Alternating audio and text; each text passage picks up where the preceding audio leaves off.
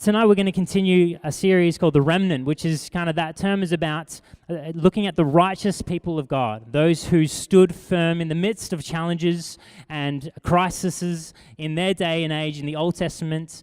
We've looked at Abraham a couple of weeks ago. Oh, no, was that last Sunday? I think it was last Sunday. Yeah, it was. At dinner church, and tonight we're looking at Elijah, and this remnant is about the people who stood that in the midst of kind of things that went on in their world as the righteous people, and so we are in the midst of kind of a crisis moment in our world. Sorry guys, we are called to actually stand as the righteous people of God in the midst of challenge. Our call is actually to stand up and go, who are we going to be? What's our voice going to be? How are we going to respond in the midst of kind of this circumstance? And there's so much that we can learn from the people in the Bible. And so we're going to learn about that. But we're also going to talk about the sense of being overwhelmed. Because I don't know about you, but I, at times, particularly even just the last couple of weeks, have felt pretty overwhelmed by challenges in life, by trying to live up to my own expectations, by trying to, be righteous. Even that sense of trying to be the best person that I can be can at times be overwhelming. When we're striving for the best of ourselves, when we're striving to live our best careers, to live as a best parent or friend, when we're striving to actually be a great Christian, that can be overwhelming at times. That doesn't just mean that it's just going to be easy and breezy. If we're actually striving, then it usually means it's going to be difficult. It's going to be tough because there is a battle that needs to take place in order for us to actually succeed in life. Things are going to be difficult and life can be overwhelming. And it's felt like that for Michaela and I, most certainly. Even this week, there was one day and I felt so heavy and like there was a weight upon me, upon different situations and just thoughts that are going through my mind. This happens to all of us, guys. It's so important for us to recognize that life can be overwhelming. And so we're going to have a look at how life can be overwhelming and what our response is going to be. And so I'm writing on the board, guys, overwhelming. Can you guys read that from the back? We'll go to the yellow. Oh, no. Whelm.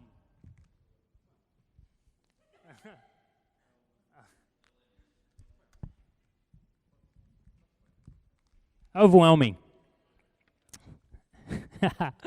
How life can be overwhelming and how we're called to live in the midst of the challenges of life. And so we're going to turn to our Bibles. We're going to read from 1 Kings. We're going to read the story of Elijah and how he responds in a difficult crisis moment in life. And we're going to read from chapter 19.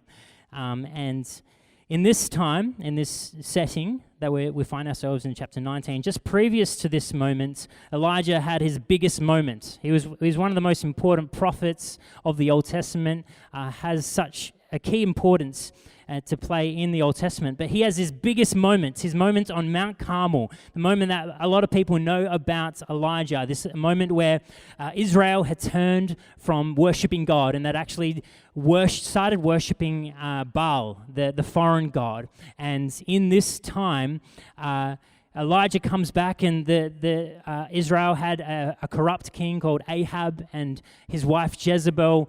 They were bad people. They were worshipping Baal and they had killed off the Lord's prophets. And yet Elijah comes into town and is like, no, this is not going to happen anymore. And he stands up and says, all right, let's do a test. You Baal prophets and me, there's 400 Baal prophets, and me alone, we're going to do this test on Mount Carmel, and we're going to have these two altars set up And the one God that actually sets fire from heaven onto the altar, that is the one true God. And we see as many people know the story, that nothing happened to the Baal prophet's sacrifice, but yet as Elijah prays, fire from heaven lights the altar, the sacrifice that was there, and the people turn to God. This big fire moment happens for Elijah.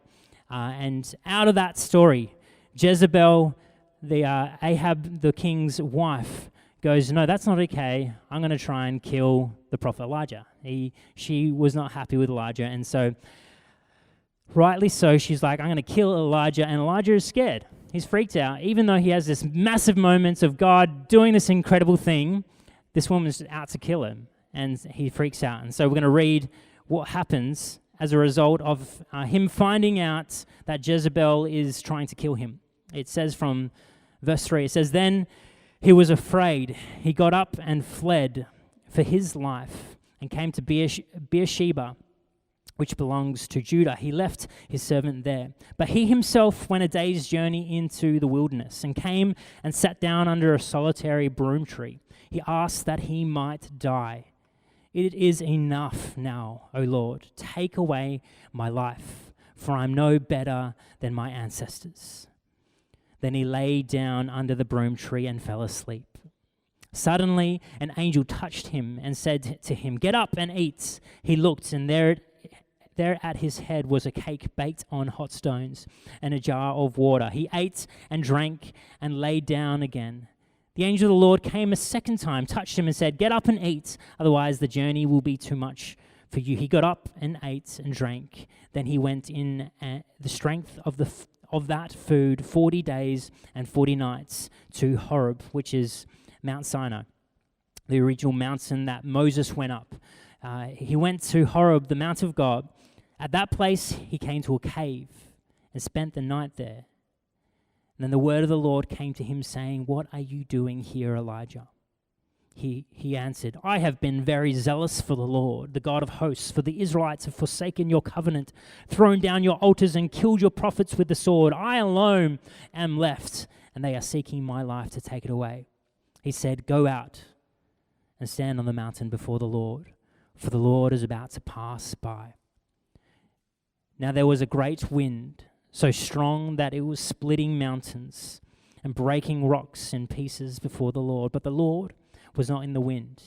And after the wind, an earthquake. But the Lord was not in the earthquake. And after the earthquake, a fire. But the Lord was not in the fire.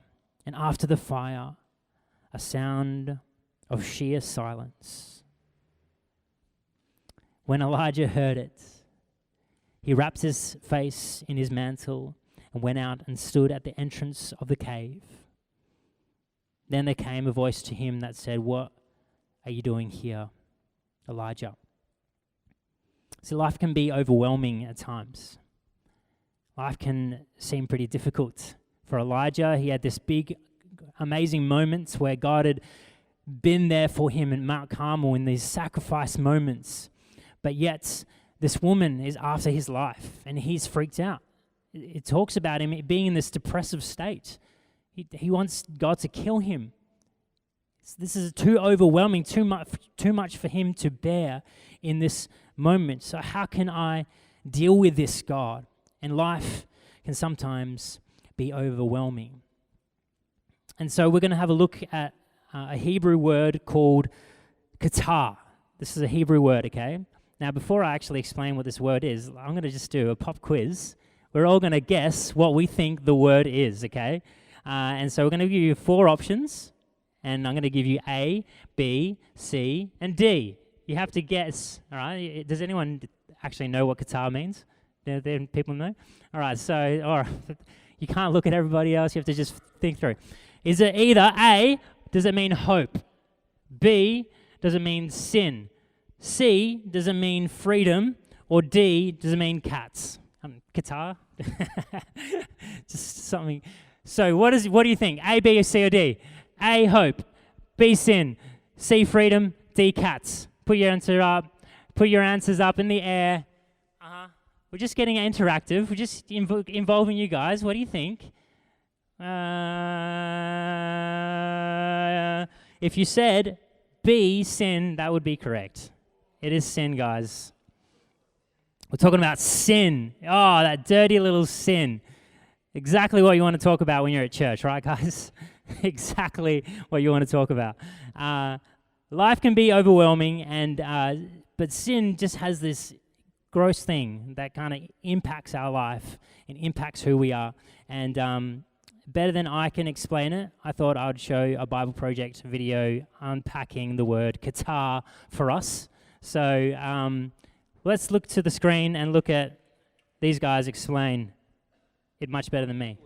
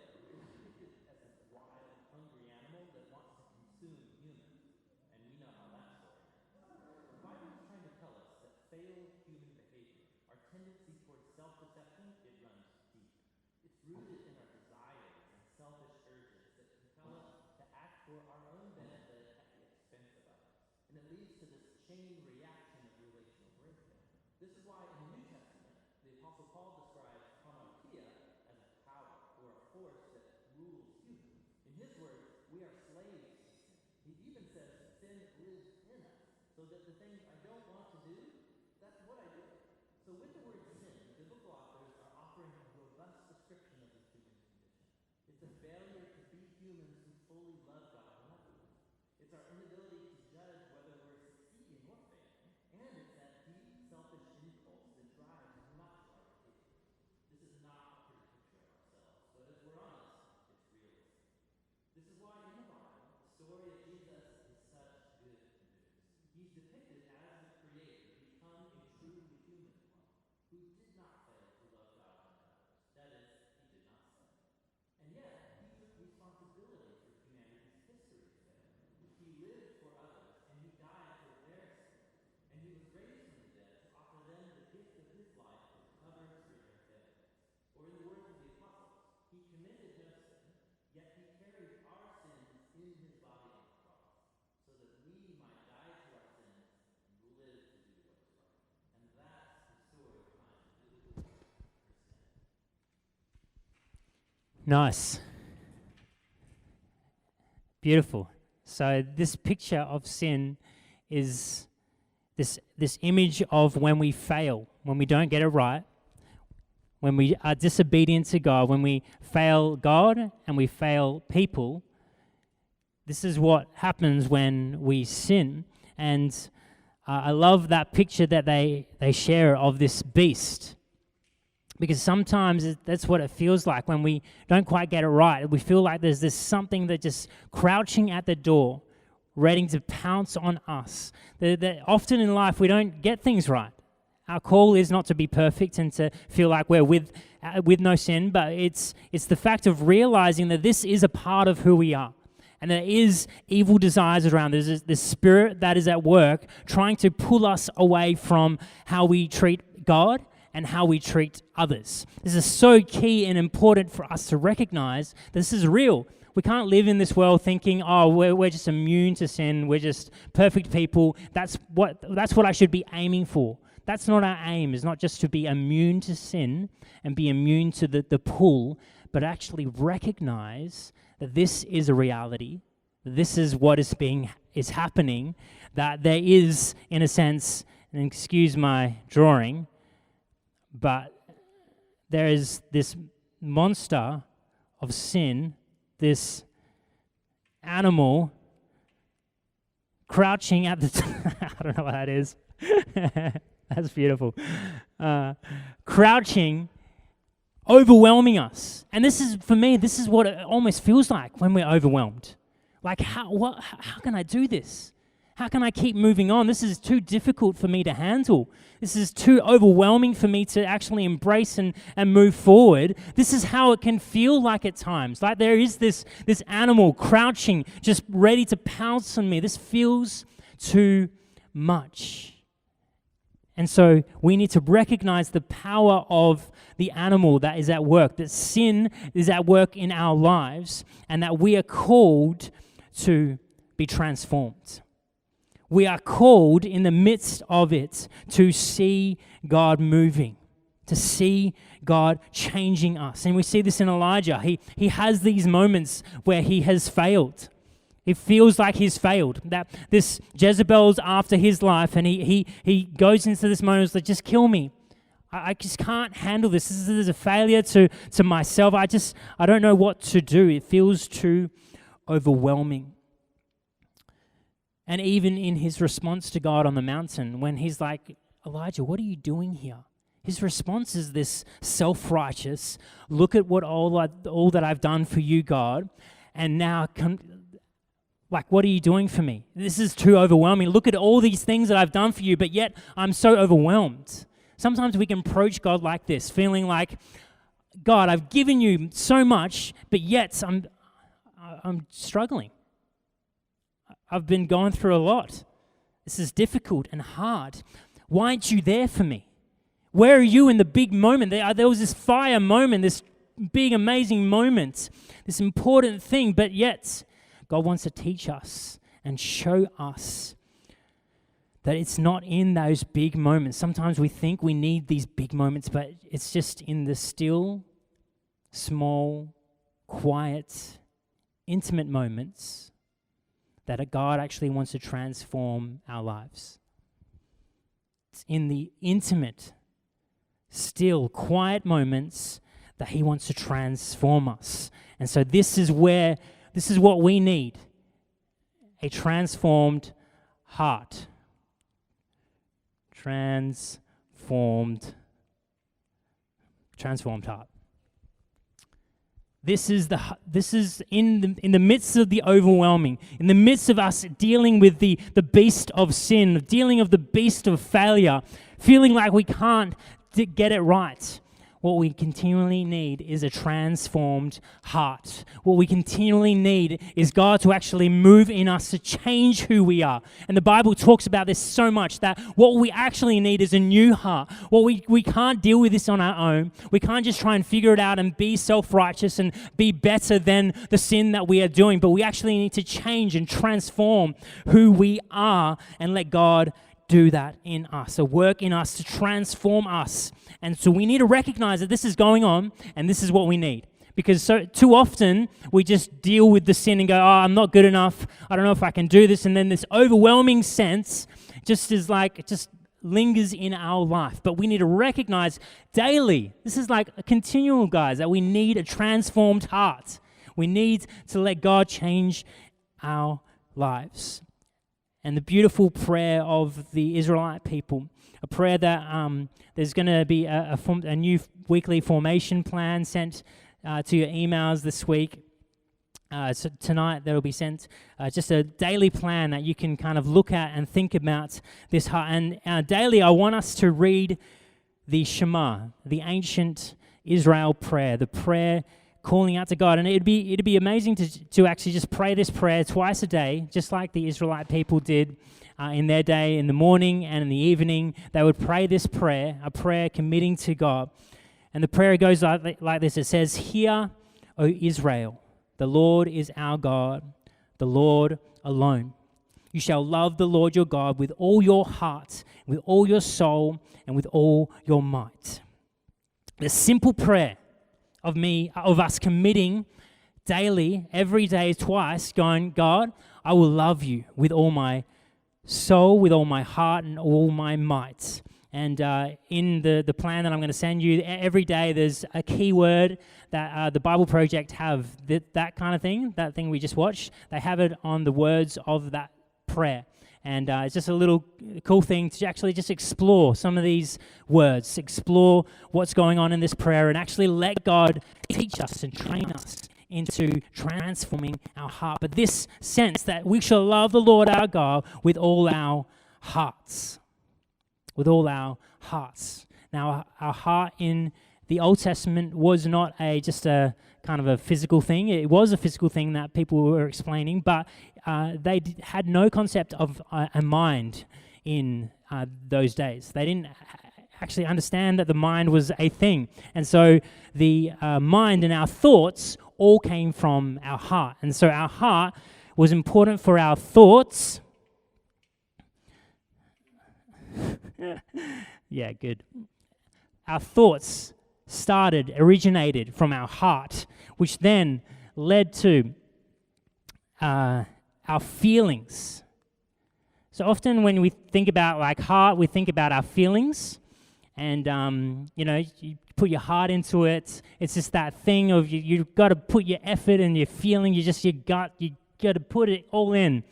Who you are, your heart into it. And so, but thoughts and feelings are so connected. When you think about something, then you often actually have a feeling about that thing. Even if it's positive, negative, or neutral, we often have this feeling attached to when I think about Dave Watkins. It's this positive feeling, this thing that I appreciate him. You think about these things when you feel things when you think about them. It's kind of connected. Makes sense. And then it moves on to our choices.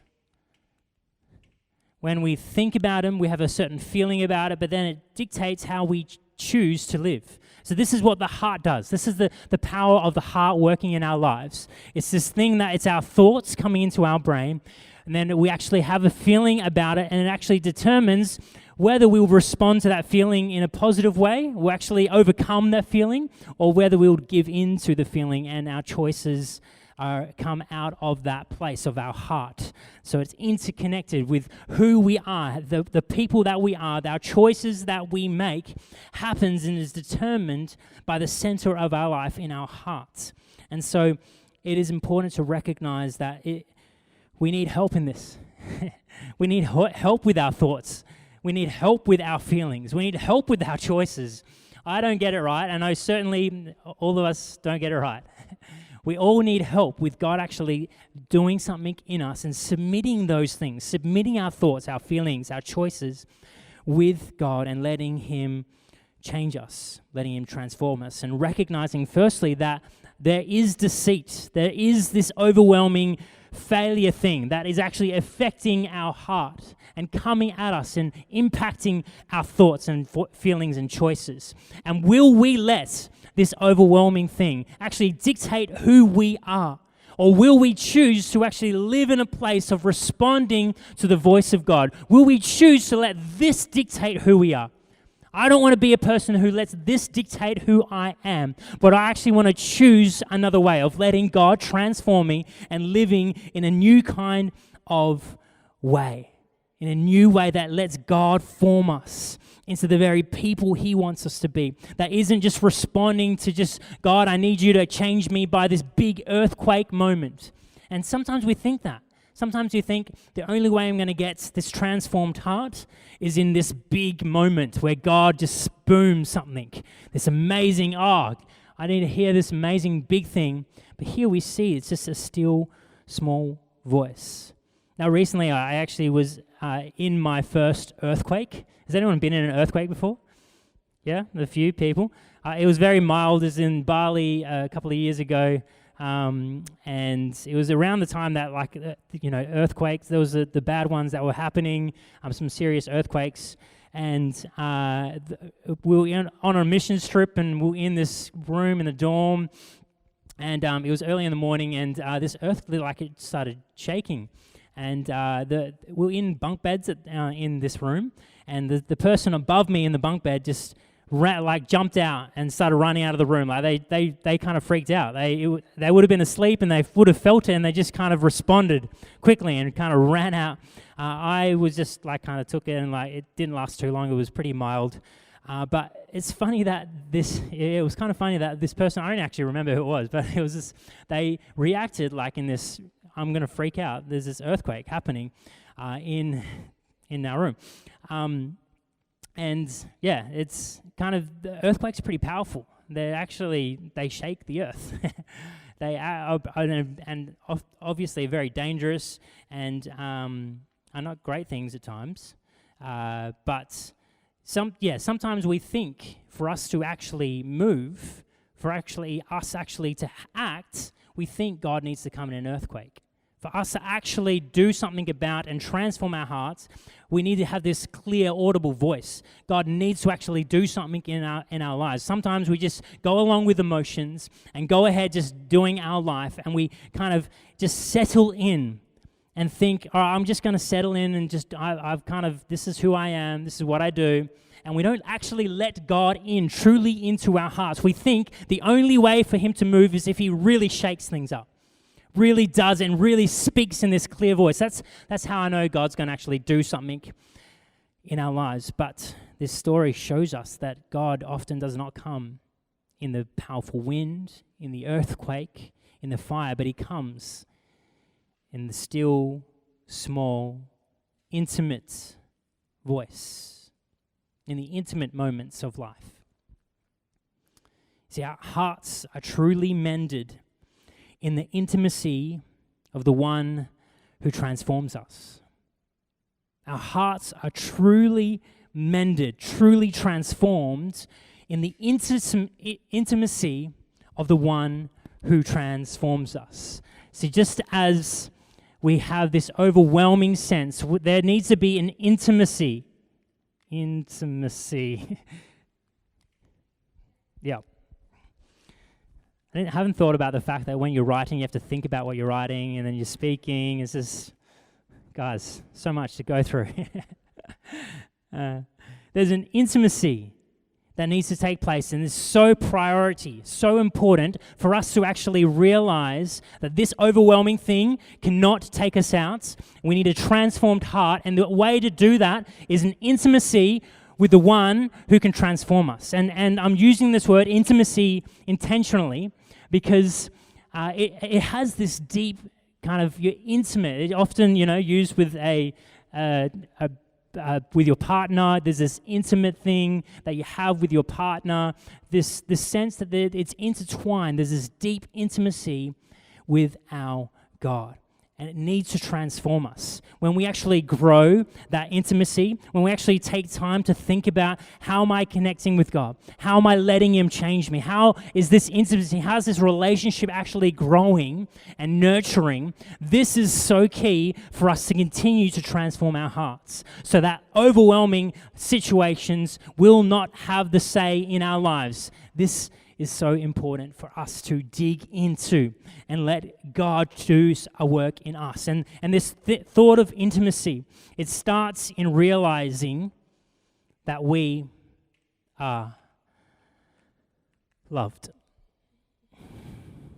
It starts at realizing that we are loved, just as we are, as we sang it. You love me as you find me.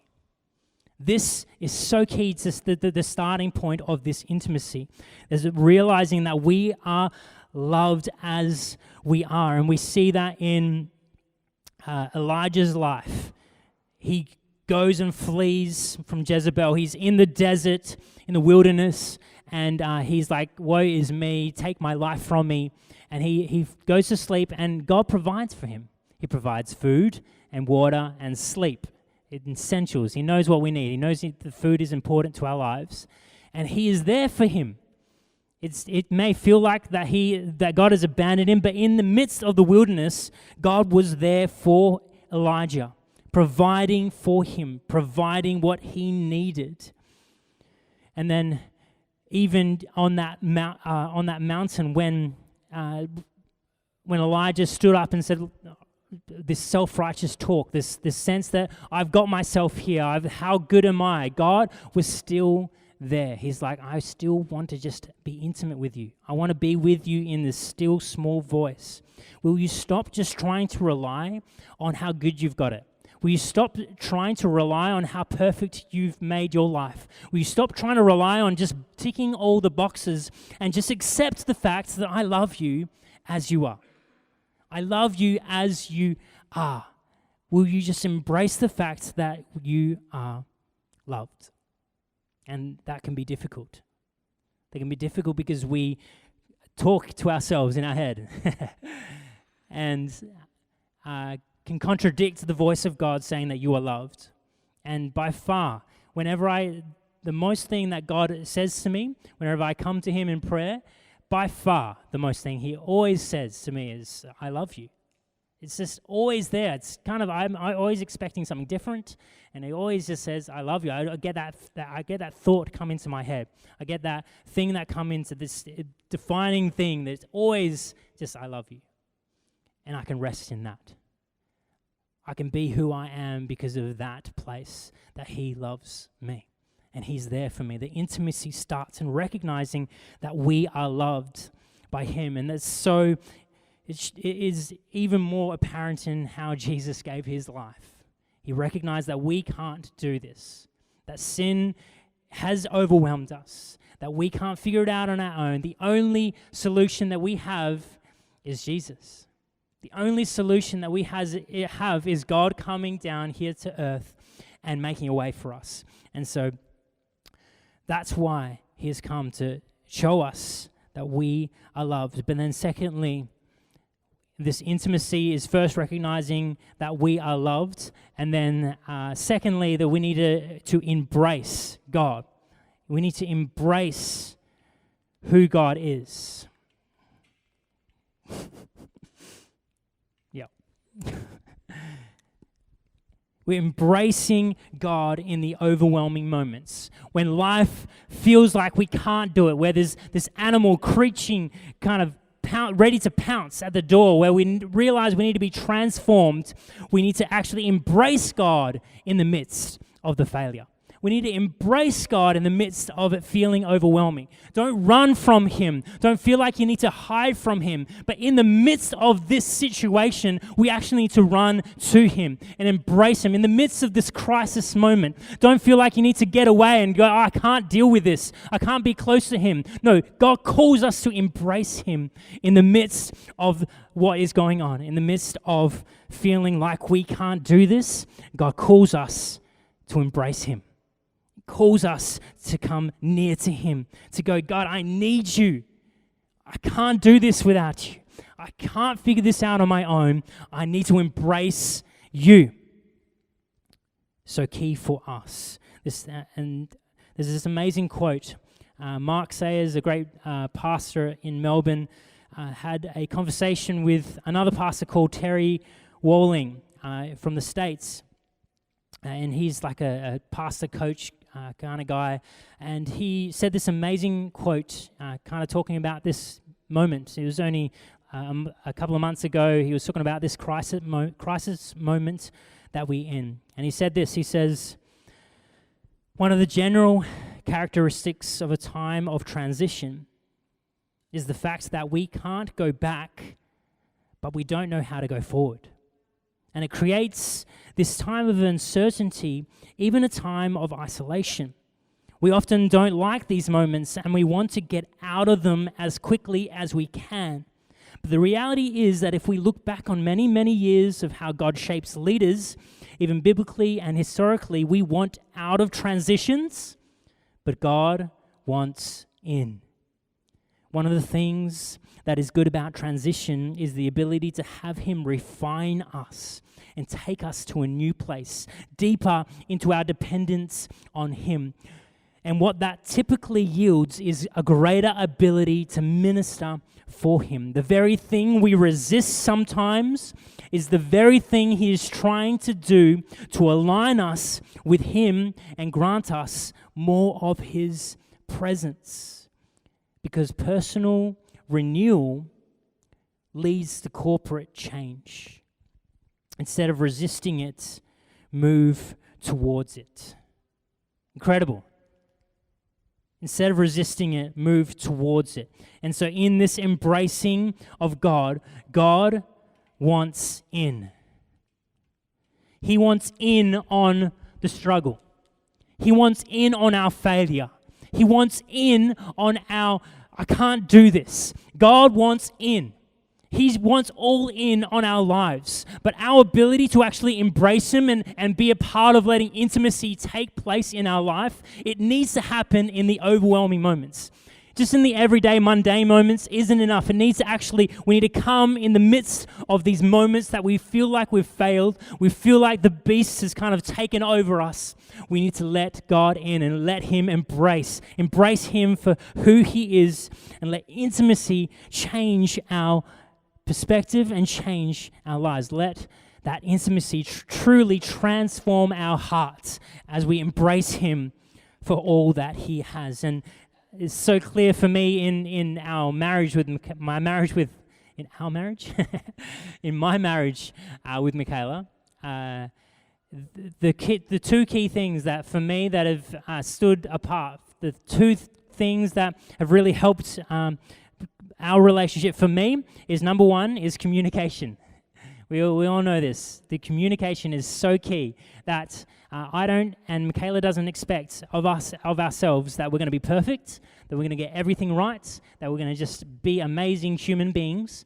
No, we're going to get things wrong. We're going to miss out on sharing what we truly need.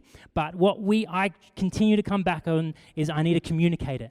I need to share my heart. I'm not going to be perfect, but we're going to share. We're actually going to open up and talk about it. That the communication is so key and important for our marriage to continue to work through developing that intimacy together. And then secondly is learning how to submit what I want.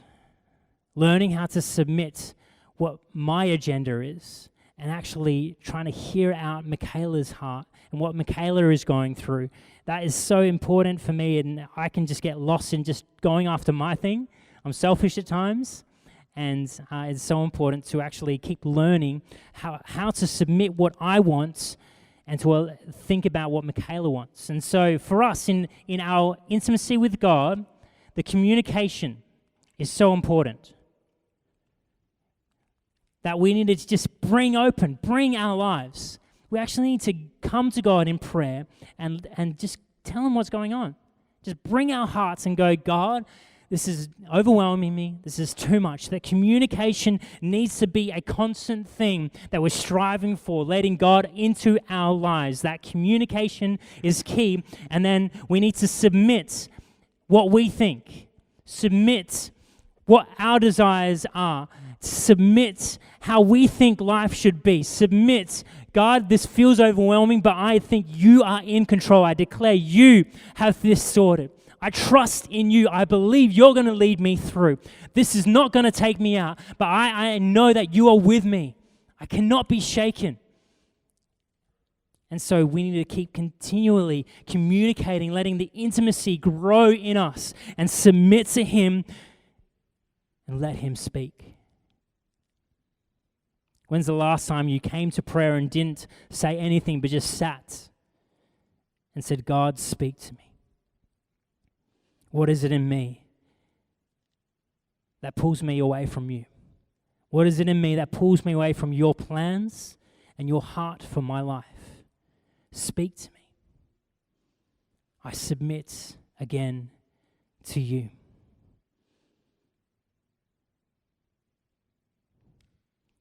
So guys, I wanted this to be a picture of realizing that life is overwhelming.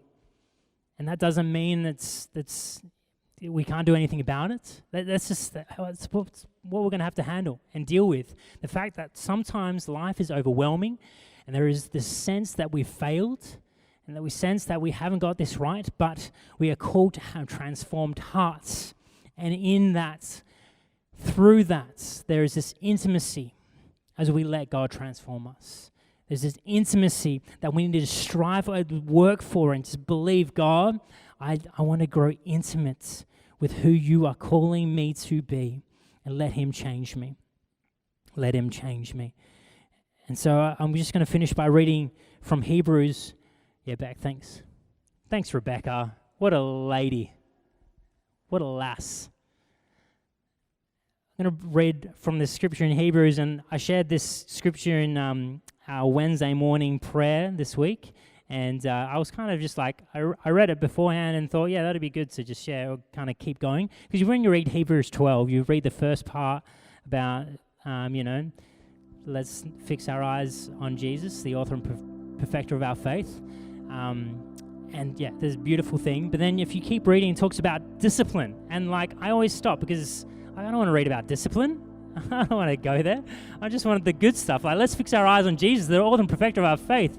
Let's run the race He's marked out for us. Yes, let's do that. And then go to discipline? Really? Come on. Why are we going to discipline? And it talks about this block of discipline and how we are disciplined in these moments as children. Our parents discipline us. And so it is with God. He actually wants to teach us. Life can be overwhelming, and it feels even like in these overwhelming times, there's discipline. That God's kind of, you've done something naughty. In the midst of those times, we actually need to recognize God is with us, and He wants to transform us in this. In Hebrews 12 and from verse 11, it says, "Now discipline always seems painful rather than pleasant at the time, but later it yields the peaceful fruit of righteousness to those who have been trained by it. Therefore," and this is where I just kept kind of getting stuck here on Wednesday morning, it says, "Therefore, lift your drooping hands, strengthen your weak knees, and make paths for your feet so that Make straight paths for your feet so that what is lame may not be put out of joint, but rather be healed."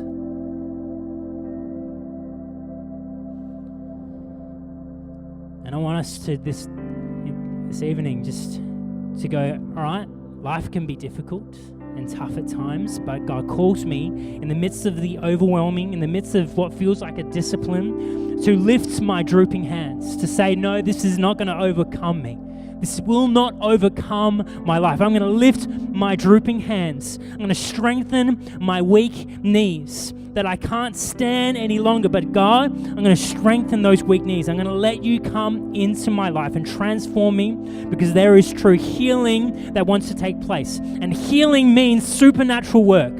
Healing means that which was broken, that which did not work before, now has been transformed and renewed.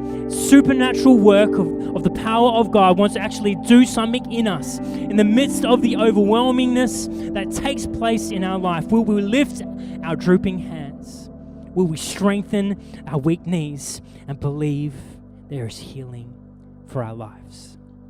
And so why don't you just close your eyes right now? And maybe if you're feeling overwhelmed, just lift your hearts, lift your hands to God. We thank you, Holy Spirit, for your presence.